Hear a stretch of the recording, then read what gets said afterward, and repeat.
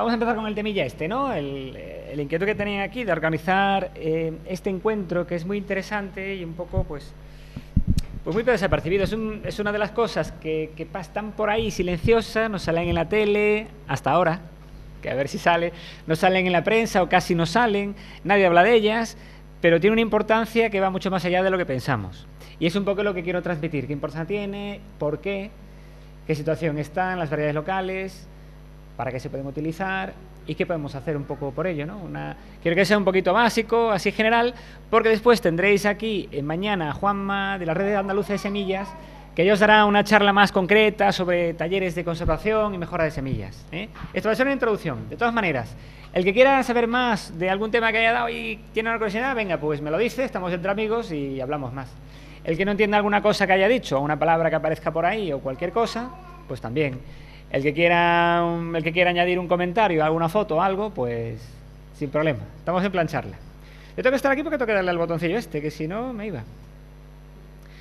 Bueno, vamos a empezar por el principio, por el origen. ¿De dónde venimos? ¿De dónde vienen las variedades locales?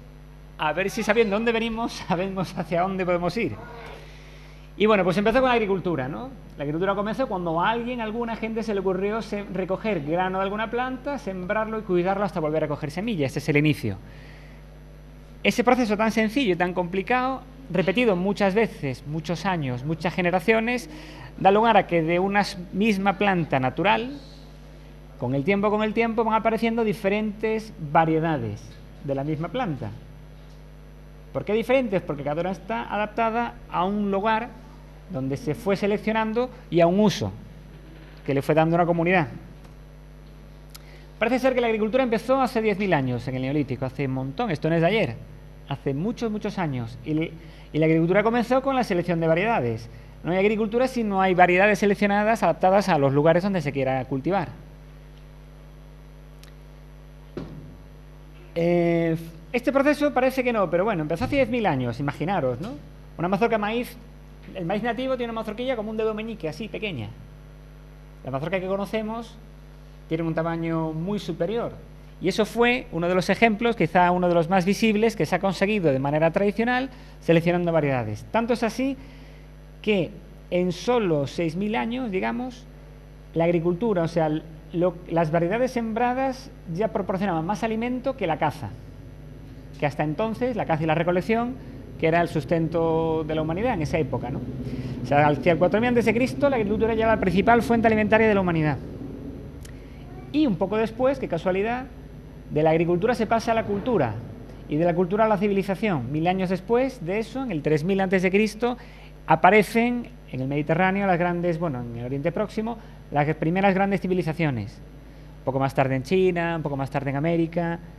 Todo viene fase a fase. Si no hay variedades, no hay agricultura. Si no hay agricultura, no hay cultura. Y si no hay cultura, no hay civilización. O sea, un poco estamos hablando del origen de la humanidad y nos da un poco la pista de la importancia que tiene todo esto para lo que somos, para la supervivencia de la especie biológica y también cultural. Entonces, bueno, al final, ¿qué son las variedades tradicionales? Pues eso, el resultado de muchos siglos de selección, de presión selectiva de una cultura en un lugar determinado, con unas condiciones, que las van seleccionando año a año, cultivando, cuidándolas y adaptándolas continuamente a ese lugar y al uso que le quieren dar. Ahí venimos un poco a dar con ¿qué son? Las variedades tradicionales. Y bueno, ¿y por qué surgen así? Es algo antiguo, no viene de ayer. Es algo que la gente ha ido haciendo, todas las culturas en diferentes lugares del mundo durante muchos siglos, y la han transmitido a las generaciones siguientes. Fijaros aquí, esta foto ahí que no se ve. Bueno, esta plantita, este cartelito ponía quinoal, que es la quinoa silvestre. De ahí las variedades, han ido seleccionando variedades, y aquí está una variedad de criolla, dicen en América, de quinoa cultivada, la quinoa, que la veréis en alguna tienda ecológica, en algún herbolario. Es una de las plantas, un grano con unas propiedades nutritivas muy interesantes. Y veis la diferencia entre pasar una plantita silvestre seleccionándola a una que está seleccionada para que dé grano y para que se adapte a ese cultivo, a esa altura, a ese clima, a ese suelo, a todo un poco, a los insectos que viven allí, a las enfermedades. Y ya veis que aquí no hay una cosa llamativa. Esta es una feria, esta foto está hecha en Perú. en una feria de agricultores, de campesinos, y ya veis que aquí no pone ministerio ni empresa de semilla, aquí pone comunidad campesina, porque esto es el resultado de las comunidades campesinas. Los herederos actuales de toda esa tradición de seleccionar plantas silvestres hasta llegar a tener variedades locales, pues han sido los campesinos. No es el Estado, ni son las empresas de semillas, no es el dinero, son los campesinos, que lo han hecho durante muchas generaciones gratis, como medio de su supervivencia, de garantizar su propia supervivencia, y que transmitieron el legado a las generaciones siguientes. Y aquí está pues la venta de la quinoa. Bueno, vamos a hablar también de animales, un poquito. La domesticación de animales tiene algo que ver. Parece que es anterior. Se empezaron a domesticar animales antes de que se empezaran a sembrar plantas. Es anterior en la historia de la humanidad. O sea, hace más de 10.000 años que empezó la agricultura. Hace más parece que se empezó. Parece que empezaron en Europa y Asia. Comenzaron con la domesticación de animales. Y eso sirvió para que salvar alguna especie de herbívoros ante cambios climáticos que se sabe que hubo. Cambios graves de clima. Por ejemplo, sabéis que los dinosaurios se extinguieron. Parece que hubo un cataclismo, un meteorito, algo así. Hubo otros cambios climáticos bruscos en el mundo, en el planeta, en toda su historia de la vida, ¿no? Algunos tuvieron que ver con cambio climático grave provocado por movimientos astronómicos o quizá impactos de otros meteoritos. Y el hecho de domesticar ciertas especies facilitó su conservación, si no se hubieran perdido. La domesticación de animales se dice que es uno de los más importantes procesos de conservación de la humanidad, o el primero. Es decir, que la agricultura conserva, no solo destruye, si se hace bien conserva y enriquece. Parece que es curioso que empezaron domesticando perros, quizá para el cuidado, para defenderse de animales y para la caza. Eso tiene que ver porque al principio la humanidad empezó siendo cazadora-recolectora. Después fueron los herbívoros que se domesticaron, pues para el transporte, para cargar los nómadas, para cargar con el equipo, las tiendas, la comida. De paso les sacarían leche a las hembras lactantes, después también comerían luego las crías, aprovecharían la lana, el pelo, el cuero, etc. Es curioso, el primero es el perro en domesticar, y seguramente el perro es el animal con más razas que existen, ¿no? Por eso, porque fue de las primeras especies en domesticarse. Por eso hay perros de agua eran adaptados a cazar en agua, perros adaptados a cazar ratas, a ahuyentar ratones, a cazar otros animales grandes, a pastorear rebaños. Cada raza de perro que ahora vemos como muy bonita, en realidad tenía un uso. Estaba adaptada a un uso particular, a seguir un rastro de animales o de comida, a defender a un grupo de humanos, de otros animales, a cazar con ellos, a cazar ratas que comían el grano de los humanos. Por eso hay tanto perro en el mundo, no es casualidad, no es para que sean bonitos, cada uno tenía un uso. Por eso hay tanto perro pastor, pastor afgano, pastor belga, pastor alemán, porque eran de uso pastores. Y están adaptados a eso, a ese uso, y son muy buenos en ese uso. O sea que también se adapta a los animales y a las plantas en su comportamiento, no solamente en su forma, no solamente en que produzcan bien, sino que se comporten bien, para pastorear sin morder al ganado, para defender a unos humanos, para cazar con los humanos y hacer que la presa una trampa, o para hacer compañía también. Una planta se comporta bien adaptándose a un clima, soportando las heladas, soportando la sequía, aguantando el sol, aguantando el viento. Ese es el comportamiento de una planta, que es más silencioso pero también se comporta.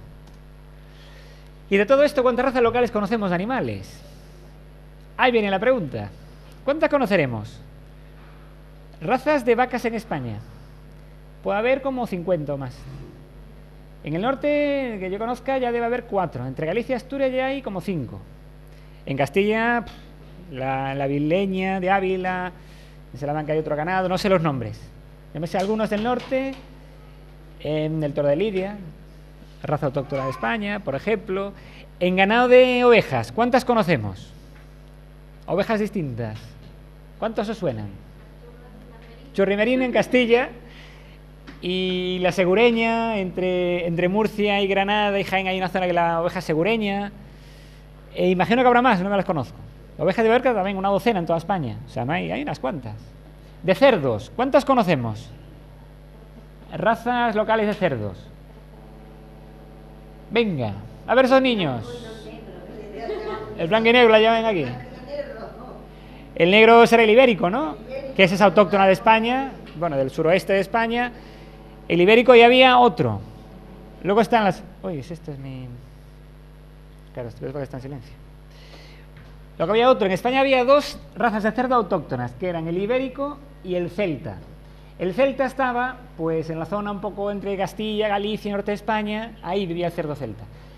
Un veterinario que conocí, un tío mío veterinario, dice que él comió de los últimos cerdos celtas que te daban como cerdo celta. Era parecido al ibérico. Chato, de lomo curvo, con mucha grasa entreverada y adaptado pues a pastorear y andar aprovechando las bellotas de los robles de por ahí, las castañas y todo eso. Desapareció. ¿Y cómo desapareció el cerdo celta? Pues cuando llegaron las razas mejoradas de cerdo inglés, el Andrace, que eran más largos de lomo, había más parte aprovechable, se fue cruzando con el cerdo autóctono para adaptar el cerdo seleccionado con el local, y los cruces eran productivos y adaptados, pero se fue cruzando tanto que se perdió por cruce. Los genes del cerdo celta están ahora mezclados en cruces de cerdos que tiene la gente por ahí, y ahora tienen la preocupación de intentar rescatarlo. Hay también técnicas de cruce entre animales para intentar rescatar que haya un animal que tenga todas las características que tenía el cerdo celta. En Galicia hay un programa para eso, por ejemplo. Una pérdida, ¿es un ejemplo ya? Sí, por retrocruzamiento, cruzando familiares, descendientes, hijos con padres, hijos, hermanos con hermanos, y seleccionando. Sí, o sea, cruzas animales que ya tengan caracteres de ese tipo. La descendencia la cruzas entre sí, ya tienen más riqueza que los padres. La descendencia seleccionada, los que de la descendencia muestren más características de esa raza, los vas cruzando entre sí, de manera que esos genes van quedándose más concentrados, más puros en esos animales. Y luego de ahí reproducirlos.